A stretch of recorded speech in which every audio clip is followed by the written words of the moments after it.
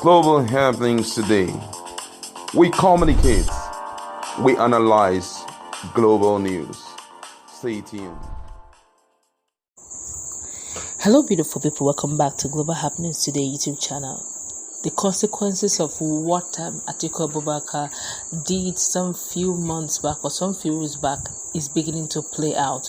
Even though there was a friendly visit, an official visit, apparently Nigerians are feeling the heat of all those expose, dragging of certificate forged or not, forfeiture. You're going to find out in a moment, and my colleague is here for us to look at this thoroughly. The elections have come and gone. The consequences is what we're going to face in few days, weeks, months, and benefits as the case may be. But before we go into the news proper, kindly subscribe to our channel by clicking on the right subscribe button beside it. You've set bell notification icon. Please go ahead, click on it to get notified as soon as we update our channel on YouTube. And according to the news, the Kingdom of Saudi Arabia on Monday cancelled the visas of all 264 passengers lifted by Nigeria's private carrier Air Peace on arrival in Jeddah from Malam Aminu Kano International Airport, Makia, Kano. Now, the Saudi, however, insisted that the airline should return the passengers back to Nigeria. However, after the intervention of Nigeria's Federal Ministry of Foreign Affairs, the number of affected passengers was reduced from 264 to 177.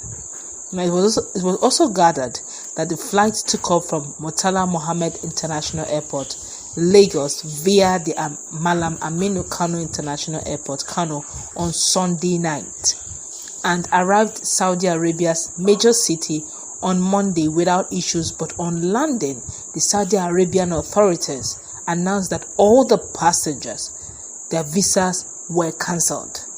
A source said that all the passengers and the airline personnel were shocked at the cancellation of the visas because during check-in of the passengers, they went through Advanced Passengers Pre-Screening System, which is known as APPS, which were also monitored by the Saudi Arabia authorities before the flight left Nigeria.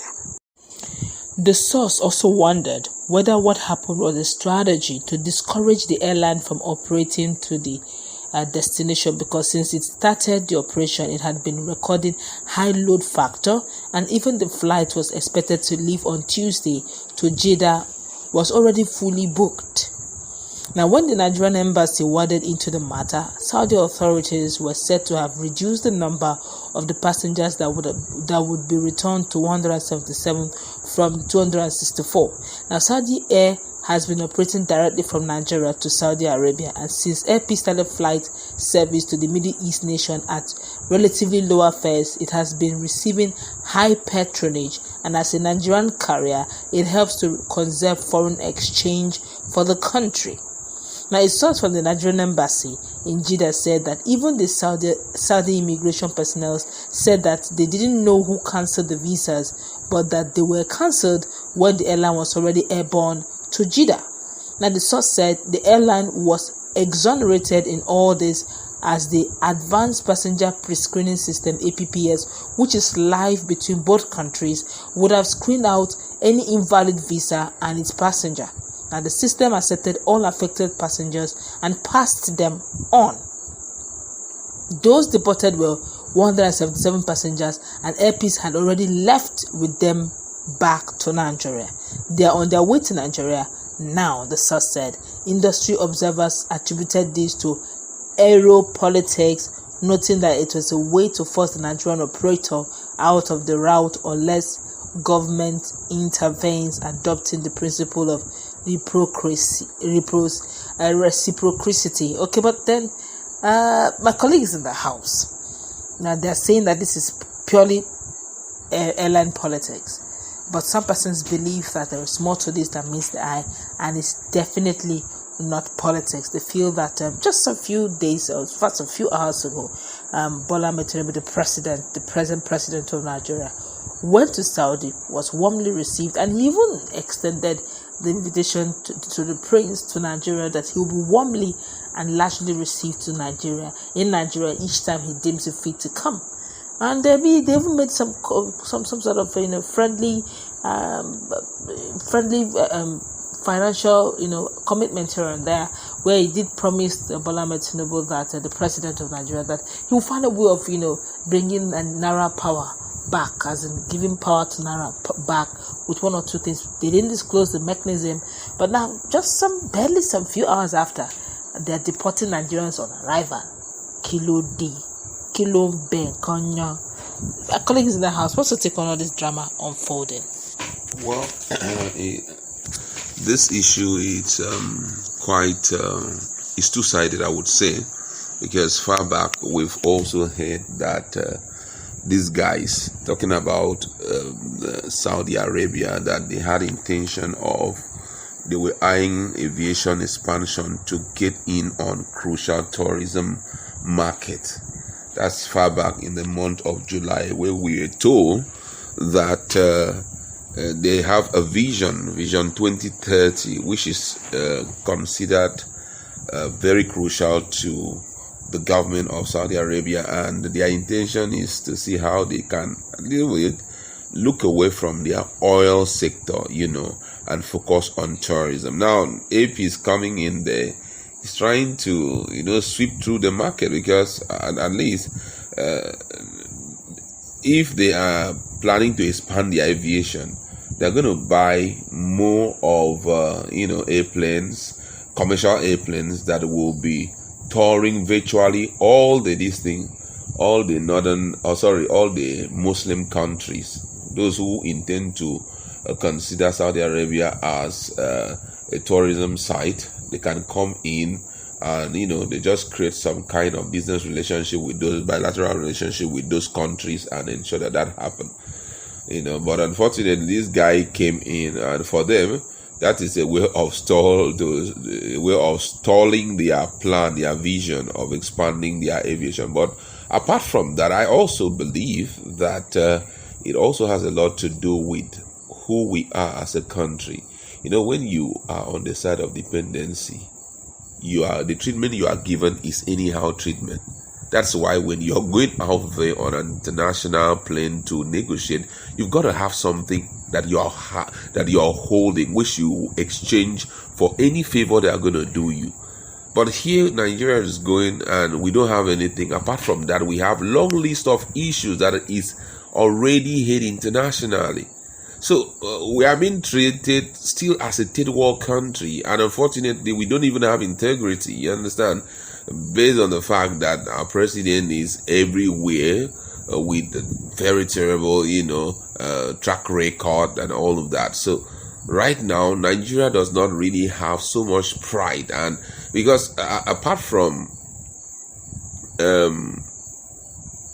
APs interrupting their aviation expansion, but at the same time, it's helping to improve and increase revenue generation for their tourism. You understand? Because those guys that are that were going down there, as many as they were, most of them have, sorry to say this, stolen a lot of money from Nigeria to go spend there, to enjoy themselves there. You understand? But you wouldn't know that for sure. Well, why I'm saying that is, I know that it's mostly top class government officials that went there. And we know that for you to go with the dwindling state of our naira, whatever you're going to spend there is dollars. And if you're spending dollars or changing to Saudi Arabia's money, and it's going to cost us real good. So, but for airpeace to have intervened, it clearly shows that airpeace have conserved some good money for us as a nation. So yes, it's a win-win for Nigeria, if you ask me. Yes, but then what I mean here is, no matter how APs get involved in this, it's only trying to kind of help convey Nigerians down there. But then Nigerians are going to spend there. You understand? Those guys I've watched a lot of things about Saudi Arabia, I must say. Saudi Arabia is stunning when it comes to tourism. There's a particular place when you get to, they have, the thing is like an umbrella.